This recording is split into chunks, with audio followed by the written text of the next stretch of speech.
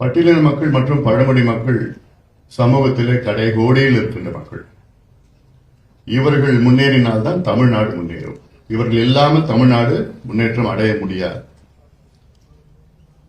ஆனால் கடந்த 60 ஆண்டு காலமாக அந்த ஒரு சூழல் அமையும். இந்த மக்களுடைய வாக்குகள் மட்டும் சேகரித்து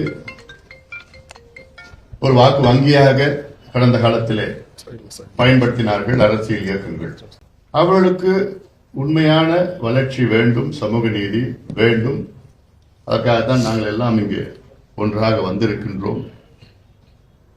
இதன் பிறகும் ஒன்றாக பயணித்து பட்டியலின பழங்குடி மக்களுடைய சமூக நீதிக்காக என்னென்ன தேவைகளோ அதை உறுதியாக நாங்கள் செய்வோம். நம்முடைய அரசியல் சாசனம் 46வது பிரிவில் இருக்கிறது. ஒடுக்கப்பட்ட மக்களுக்கு தனி கவனம் செலுத்த வேண்டும் என்று கான்ஸ்டிடியூஷன் ஆஃப் இந்தியாவில் இருக்கிறது. அந்த வகையிலே SC/ST என்று ஷெட்யூல் காஸ்ட் சப் பிளான் என்ற ஒரு பிளான், ஒரு திட்டத்தை நடைமுறைப்படுத்த வேண்டும் என்ற நோக்கத்திலே தான் தனியாக ஒதுக்கீடு செய்ய வேண்டும் என்றெல்லாம் தமிழ்நாட்டிலே மாநில அரசு அது tops developmental action plan for SC/STs அப்படின்னு ஒன்று கொண்டு வந்திருக்கிறாங்க. அதனால நம்முடைய ஜெகன்மூர்த்தி அவர்கள் மிக தெளிவாக கடந்த எனக்கு முதல்ல ஒரு வருத்தம், அதாவது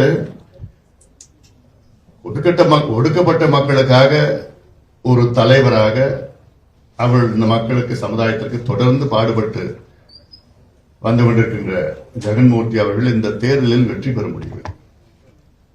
உண்மையிலே எங்களுக்கு எல்லாம் மிகுந்த வருத்தம். நானும் அவருக்கு தேர்தல் பிரச்சாரத்துக்கு தான் நான் போனேன். இப்படிப்பட்ட தலைவர்களை மக்கள் தேர்வு செய்ய வேண்டும். பிறகு இந்த ஒடுக்கப்பட்ட மக்கள் எப்படி சமூக நீதி கிடைக்கும்?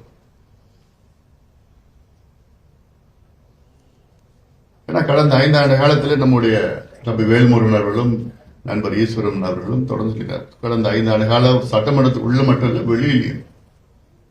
அது மட்டுமல்ல, இன்று தமிழ்நாடு அமைதியான முறையிலே வளர்ச்சி அடைய வேண்டும் என்ற நோக்கத்திலே தான் நண்பர் ஜெகன்மூர்த்தி அவர்கள் அவருடைய கொள்கையாக வைத்திருக்கின்றார்கள். அதாவது இதற்கு முன்பு சூழலில் பல அரசியல் கட்சிகள் தமிழ்நாட்டில் இரு பெரு சமுதாயங்களை பயன்படுத்தி இருவருக்குள் பிரச்சனையை எழுப்பி நம்முடைய ஏர்போர்ட் மூர்த்தி அவர் சொன்னது போன்ற சூழ்ச்சிகள் எல்லாம் செய்து ஒரு பிரிவினை உருவாக்கி வாக்கு வங்கியாக பயன்படுத்தி சண்டையை மூட்டிவிட்டு இதெல்லாம் கடந்த காலத்திலே நாம் பார்த்தோம். ஆனால் கடந்த 5-10 ஆண்டுகளில் ஏதாவது தமிழ்நாட்டில் ஒரு பிரச்சனை வந்தால் உடனடியாக ஒன்று நான் அவரை தொலைபேசி தொடர்பு கொள்கிறேன், அவர் என்னை தொலைபேசி தொடர்பு கொள்வார். ஆனா இங்க வந்திருக்கேன்னா இதில் பிரச்சனை, உடனே நான் அங்க இருக்கின்ற அமைப்புகள் இருக்கின்ற நம்ம கட்சி சார்பில் பேசி எதுவும் வரக்கூடாது, எந்த பிரச்சனையும். இதுதான் உண்மையான வளர்ச்சி, இதுதான் உண்மையான சமூக நீதி. இந்த சூழ்ச்சியெல்லாம் முறியடித்து அதற்காகத்தான் நாங்கள் எல்லாம் ஒன்று சேர்ந்திருக்கின்றோம், கை கொடுத்திருக்கின்றோம். ஏன்னா அடித்தள மக்கள் எல்லாம் முன்னேறினால்தான் தமிழ்நாடு முன்னேறும். சமூக நீதி தமிழ்நாட்டில் intellectual city, smart city, IT park, பெரிய பெரிய அடுக்குமாடி குடியிருப்பு கட்டடங்கள், ஏர்போர்ட், சீபோர்ட், இதெல்லாம் ஹைவேஸ், இதெல்லாம் அது வளர்ச்சி கிடையாது. அதில் வாழ்கின்ற மக்கள் வளர வேண்டும். இதுதான் உண்மையான வளர்ச்சி. சமீபத்தில் ஒரு அதிகாரி பெருமையா பேசினார், Tamil Nadu is the most urbanised state in India. அதாவது தமிழ்நாடு தான் நகரமயமாக்கிய மாநிலமா, 55 விழுக்காடு மக்கள் நகரத்தில் வாழ்ந்து கொண்டிருக்கின்றார்கள் என்று பெருமையா பேசினார். நான் சொன்னேன், இது ஒரு அரசினுடைய தோல்வியா நான் பார்க்கிறேன். தி ஃபெயிலியர் ஆஃப் த கவர்மெண்ட். எதுக்கு மக்கள் கிராமத்தில் இருந்து வந்து நகரத்துக்கு தேடி வராங்க? அரசுடைய கடமை என்ன? கிராமத்துல அங்கேயே அவங்க வாழ்வாதாரம் அவங்க அமையணும். அவங்களுடைய அடையாளமே கிராமம் தான். அங்கேயும் நீ பள்ளிக்கூடம் வேலை வாய்ப்பு எல்லாம், நீர், விவசாயம் எல்லாமே அங்க கொடுத்து அங்கேயே இருக்க போறாங்க. எதுக்கு நகரத்துல வந்து இங்க பிச்சை எடுத்துக்கிட்டு கூலி வேலை பண்ணிக்கிட்டு பிளாட்ஃபார்ம்ல படுத்துட்டு இருக்கணும்? இது அரசுடைய தோல்வியா தான் நான் பாக்குறேன். It's not a success. அப்படி சொன்னோன்னா அவர் மூஞ்சி சுருங்கி போச்சு. இந்த அதிகாரிகள் பண்ற வேலைகள்லாம் கொஞ்சம் நெஞ்சம் கிடையாது. நம்முடைய நண்பர் ஈஸ்வரன் அவர்கள் சொன்னது போன்ற அந்த அக்கௌண்டபிலிட்டி இல்லை. அதிகாரிகள் எவ்வளவு பேர் நான் பார்த்திருக்கிறேன். நான் அங்க டெல்லியில 5 ஆண்டுகள் அமைச்சராக இருந்திருக்கிறேன். இங்கேயும் நான் நிர்வாகத்தில் பார்க்கிறப்போ இந்த ஒரு திட்டத்தை அனுமதிப்பதற்கு தான் அது வந்து அக்கௌண்டபிலிட்டி இருக்கு. ஒரு திட்டத்தை வேண்டாம் என்று சொல்வதற்கு அக்கௌண்டபிலிட்டி இல்லை. ஆனா என்ன பண்ற அதிகாரிகள், எதுக்கு போக நமக்கு தலைவலி, எதுக்கு போக நமக்கு பிரச்சனை, வேண்டாம், அது நீ அனுமதிச்சு கொடுத்த, சைன் பண்ணி நீ கையில் சைன் போட்டா அப்பதான் உனக்கு அக்கௌண்டபிலிட்டி. எதுக்கு நீ கொடுத்த, நாளைக்கு யாராவது கேள்வி கேட்பாங்க. ஆனா நீ அடுத்து நீ ஏன் வேண்டான்னு சொல்ற, அதுக்கு அக்கௌண்டபிலிட்டி இருந்தாதான் திட்டங்கள் வரும், திட்டங்கள் நடைமுறைப்படுத்தும், அது வந்து மக்களுக்கு போய் ஏதுவாக சேரும். அதுதான் உண்மையான அக்கௌண்டபிலிட்டி. அது ஆனா அது இல்லை, நம்ம சிஸ்டம்லயே கிடையாது, அது இல்லை. அதனால இதை பல மாற்றங்கள் எல்லாம் நாம் கொண்டு வர வேண்டும், நிர்வாக மாற்றங்கள் எல்லாம் கொண்டு வர வேண்டும். புதிய அரசு வந்திருக்கிறது, 3 மாதம் தான் வந்திருக்கு. இன்னும் கொஞ்சம் நம்ம நேரம் கொடுக்கலாம், காலம் கொடுக்கலாம். எதிர்பார்ப்பு, நிறைய எதிர்பார்ப்புகள் இருக்கு. ஏன்னா இந்த புதிய அரசுகள் அதிக வாக்கு இந்த அரசுக்கு போட்டது வந்து பட்டியலின மக்கள், பழங்குடி மக்கள் தான். இதை இந்த அரசு புரிந்து கொள்ள வேண்டும். அந்த வாக்குகள், பட்டியலின மக்கள் போட்ட வாக்குகளால் தான் இப்போ இந்த அரசு வந்திருக்கிறது, தமிழ்நாட்டில் வந்திருக்கிறது. இது அவங்களுக்கும் தெரியும் நினைக்கிறேன் நான், எங்களுக்கு தெரியும் அது. அதனாலதான் இப்போ இந்த பேக்லாக் வேகன்சியா இருந்தாலும் சரி, இந்த ஒதுக்கீடு இருந்தாலும் சரி, ஒதுக்கீடு எங்களை பொறுத்த வரைக்கும் இன்னைக்கு பாத்தீங்கன்னா 2011 சென்சஸ் படி தமிழ்நாட்டில் பட்டியலின மக்கள் வந்து கிட்ட 21 விழுக்காடு. ஆனா அதுல இன்னும் எதுவும் அதை பத்தி எதுவும் யாரும் பேசப்படவில்லை. இப்ப இந்த சென்சஸ்ல நிச்சயமா 22 விழுக்காடு வந்திருக்கும். 22 விழுக்காடு ஒதுக்கீடு செய்யணும். இப்ப தமிழ்நாடு பட்ஜெட் பாத்தீங்கன்னா 4,63,000 கோடி மொத்தம் பட்ஜெட். அதுல வந்து வருவாய் செலவினம் பாத்தீங்கன்னா 4,05,000 கோடி. அந்த 4,05,000 கோடியில எங்களை பொறுத்த வரைக்கும் 22 விழுக்காடுன்னு போட்டா 89,000 கோடி ஒதுக்கீடு செய்யணும். ஆனா இவங்க எவ்வளவு ஒதுக்கீடு செஞ்சிருக்காங்க, 25,000 கோடி இந்த ஆண்டு, கடந்த ஆண்டு 20,000 கோடி, அதுக்கு முன்பு 19,000 கோடி, அதுல கிட்டத்தட்ட 4,000-5,000 கோடி வந்து செலவு பண்ணல. மத்தியில நான் அமைச்சர் அந்த நேரத்துல இந்த நைப்பர்னு ஒண்ணு இருக்கு, வடகிழக்கு பகுதி, நார்த் ஈஸ்ட் இந்தியால, அசாம், மேகாலயா, மிசோராம், அந்த பகுதியில் இருக்கிற ஃபண்ட்ஸ் அலாட் பண்ணா, அந்த ஃபண்ட்ஸ் செலவு பண்ணா அடுத்த வருஷம் அப்படியே ரெக்கரிங் ஆயிடும். அடுத்தடுத்து வந்துட்டே இருக்கும். அதுல வந்து அது எங்கேயுமே காணாம போகாது. அதே போன்ற ஒரு சூழல் தான் இங்கேயும் வரணும். பட்டியலின மக்களுக்கும் பழங்குடி மக்களுக்கும் எவ்வளவு நீங்க ஃபண்ட்ஸ் கொடுக்குறீங்களோ அதை செலவு பண்ணலையா, அடுத்த வருஷம் அடுத்த ஆனா அடுத்த வருஷம் இந்த பட்ஜெட்ல அவங்க வச்சு இது மிச்ச பீதி பண்ணலாம் பண்ணக்கூடாது. இவங்க பண்ணிடுவாங்க, அது பண்ணக்கூடாது. இது தனியா ஒதுக்கீடு, நீ பட்ஜெட் போடுறீங்களா, அடுத்தது இதை போட்டு பண்ணணும். அந்த அக்கௌண்டபிலிட்டி இல்லை. இப்போ நண்பர் ஜெகன்மூர்த்தி அவர்கள் சொல்லியிருந்தார், திட்டங்களுக்கு வந்து புலி வளர்க்குற திட்டத்தில் அதுல காசு போடுறதுல எங்க இருக்குது. இவ்வளவு விவசாயத்திற்கு கிட்டத்தட்ட 49 திட்டத்துல 4 திட்டத்துல மட்டும்தான் பட்டியலின மக்களுக்கு இருக்கு, 45 இல்ல, வரல. அதுல கிட்டத்தட்ட பாதிதான் செலவு கொடுப்பாங்க, பணம் கொடுப்பாங்க. ஏன்னா விவசாயத்துல கூலிகளாக தான் இருக்கிறாங்க, நில உரிமையாளர்லாம் கம்மியா தான் இருக்கிறாங்க. அப்போ இந்த நிதியை அது வந்து ஒரு வெளிப்படைத்தன்மையுடன் அதை கடைபிடிக்க வேண்டும், நடைமுறைப்படுத்த தமிழக அரசுக்கு நாங்கள் எல்லாம் கேட்டுக்கொள்வது. இது ஒரு பக்கம். அடுத்தது நம்மளுடைய இன்னொன்னு எங்களுடைய யோசனை என்னன்னா, இப்போ ஒப்பந்தம் இருக்கு தமிழ்நாட்டில், கான்ட்ராக்ட்ஸ் இருக்கு. இப்போ பிடபிள்யூடி கான்ட்ராக்ட், ஹைவே கான்ட்ராக்ட், மற்ற கான்ட்ராக்ட்லாம் இருக்கு. அந்த கான்ட்ராக்ட்ல ஒப்பந்தத்தில் பட்டியலின மக்கள், பழங்குடி மக்களுக்கு ஒரு 10%, 15%, 18% கான்ட்ராக்ட் கொடுக்கணும், ஒதுக்கீடு செய்யணும். இதுதான் உண்மையான சமூக நீதி. பொருளாதார முன்னேற்றம் நிச்சயமா கிடைக்கும் அதுல.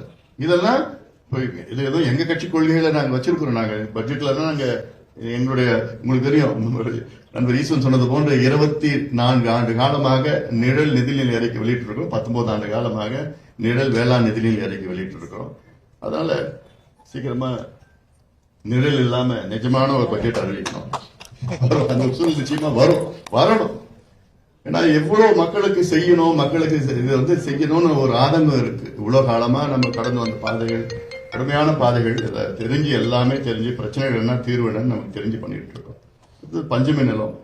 பஞ்சமி நிலம் அந்த காலத்துல, வெள்ளக்காரன் காலத்துல 1880களில் அப்ப இருக்கிற வெள்ளக்காரன் ஹென்ரி ஜேம்ஸ் ஒருத்தர், அவர் வந்து பார்த்தாரு, அங்க இருக்கிற பட்டியலின மக்கள் இன்னும் இவ்வளவு மோசமா இருக்கிறாங்களே, அவங்களுக்கு ஏதாவது செய்யணும், இந்தியா முழுவதும் மோசமா இருக்காங்களே செஞ்சு, அப்போ வந்து அந்த ஒரு நிலம் கிட்டத்தட்ட 25 லட்சம் ஏக்கர் நிலத்தை இந்தியா முழுவதும் உள்ள பட்டியலின மக்கள், பழங்குடி மக்களுக்கு கொடுக்கணும்னு சொல்லிட்டு அப்புறம் 1892 நாடாளுமன்றத்தில், இங்கிலாந்து நாடாளுமன்றத்தில் ஒரு சட்டத்தை இயக்குறாரு. சட்டம் மூலமாக 25 லட்சம் ஏக்கர் கொடுக்கணும். அதுல வந்து மெட்ராஸ் மாகாணம் சென்னை மெட்ராஸ் பிரசிடென்சி மட்டும் 12 லட்சம் ஏக்கர். அந்த 12 லட்சம் ஏக்கர்ல இன்னைக்கு வந்து பாத்தீங்கன்னா வெறும் 2.5 லட்சம் ஏக்கர் தான் இன்னைக்கு வந்து அதுல கணக்குல இருக்கு. அந்த 2 லட்சம் ஏக்கர் கணக்குல தான் இருக்கு தவிர மக்கள் பட்டியலின் மக்கள் கையில கிடையாது. என்னுடைய மருத்துவர் ஐயா வந்து 94 காரணை நினைக்கிறேன், காரணை கிராமம் அப்போ ஒரு பிரச்சனை வந்துச்சு. அப்போ வந்து துப்பாக்கி சூடுலாம் நடந்தது.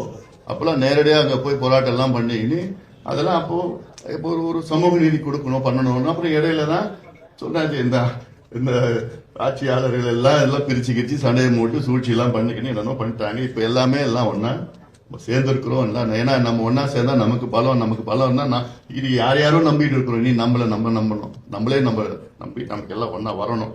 அந்த நோக்கம் இருக்கு. நிச்சயமா அந்த பஞ்சமி நிலம்லாம் மக்கள் அந்த அரசு மீட்டெடுக்க வேண்டும். அதற்கு தனியாக எத்தனையோ காலத்தில் அதிகாரிகள் வந்து போட்டாங்க பண்ணாங்க, எல்லாம் ஒன்றும் ஆகல.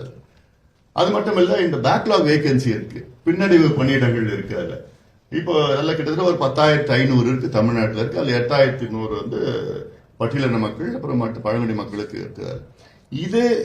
இதையாவது கொஞ்சம் உடனடியாக செய்யணும். இது வந்து செய்ய ஒண்ணுமே கிடையாது. இது வந்து they are absolutely the government has to fill up the backlog vacancy. இது சட்டமா இருக்கு. இதை நிச்சயமாக அரசு உடனடியாக அதை செய்ய வேண்டும். இது போன்ற எத்தனையோ பிரச்சனைகள், பல பிரச்சனைகள் இருக்கு. அதனால இதையெல்லாம் நம்ம தமிழக அரசை இது கொண்டு போவோம். தேவைப்பட்ட நம்முடைய ஜெகன்மூர்த்தி அவர்கள் தலைமையில விட முதலமைச்சரை சந்திச்சு இது போன்ற ஒரு அழுத்தத்தை கொடுக்க வேண்டும். எல்லா தலைவர்களாக நம்ம போய் பார்த்து சொல்லி இதை செய்யணும்னு நிச்சயமா அதை போய் ஒரு நேரம் வாங்கிட்டு பண்ணா அப்போதான் அதிகாரிகளுக்கு இன்னும் அழுத்தம் வரும். ஏன்னா இப்ப இந்த அரசு வந்து பாத்தீங்கன்னா அவங்களுக்கு வந்து ஒரு அனுபவம் இல்லை. அனுபவம் இல்லாத காரணத்தால அதிகாரிகள் என்ன சொல்றாங்களோ அதை கேட்டுட்டு இருக்கிறாங்க. அதிகாரிகள் நல்ல வகையுமே சொல்ல போறது கிடையாது. அதிகாரிகளுக்கு சமூக நீதி என்னன்னு தெரியாது. அந்த அடிப்படையே கிடையாது. சமூக நீதினா என்னன்னு தெரியாது. அதனால அவங்க சமூக நீதிக்கு வேற விதமா தான் சார் இதெல்லாம் இப்படி வரும் அப்படி வரும் இப்படி வரும்னு சொல்லிட்டு எல்லாம் இருப்பாங்க. அதான் நான் சொன்னேன், ஒரு முறை முதலமைச்சரை பாக்குறப்ப சொன்னேன், தயவு செய்து அதிகாரிகள் சொல்றதை கேட்காதீங்கன்னு சொல்லிட்டேன். அது குறிப்பா இந்த விவசாயிகளுடைய இந்த கடன் தள்ளுபடி செய்யறதுக்காக நான் சொன்னேன், தயவு செய்து அதிகாரி சொல்றது கேட்காதீங்க, உங்க மனசாட்சி என்ன தோணும் அதை செய்யுங்க, அது நீங்க கடன் தள்ளுபடி செய்யணும்னு சொல்லிட்டு. அதனால இன்னும் கொஞ்சம் நேரம், கொஞ்சம் காலம் கொடுக்கணும். 3 மாசம் தான் ஆயிடுச்சு. அந்த வகையில இந்த நிழல் பட்டியல் மக்கள், பழங்குடி மக்களுக்கு இன்னொன்னு பழங்குடி மக்கள் இன்னும் மோசமா இருக்காங்க.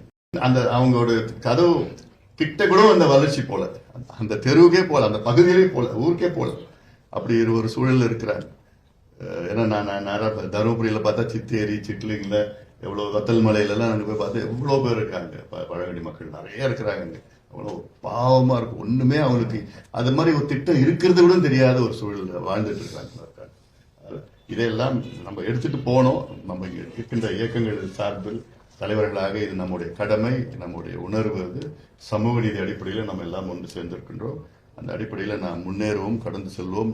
எத்தனை தடைகள், எத்தனை சோதனைகள் இருந்தாலும் நம்ம எல்லாம் ஒற்றுமையாக தடைகள் எல்லாம் உடைத்து நாம் முன்னேற வேண்டும் என்று இந்த நேரத்தில் கேட்டுக்கொண்டு நண்பர் பூவை ஜெகன்மூர்த்தி அவர்களுக்கு என்னுடைய நன்றிகளை தெரிவிக்கின்றேன். தொடர்ந்து இது போன்ற, இது ஏதோ ஒரு மீட்டிங் கிடையாது, இது தொடர்ந்து மீட்டிங், அடுத்த திட்டங்கள் தான் அடித்தள ஒடுக்கப்பட்ட மக்களுக்கு அது எந்த பிரச்சனை வந்தாலும் சரி, நாம எல்லாரும் ஒன்று சேர்ந்து அதை நாம் எதிர்கொள்வோம் என்று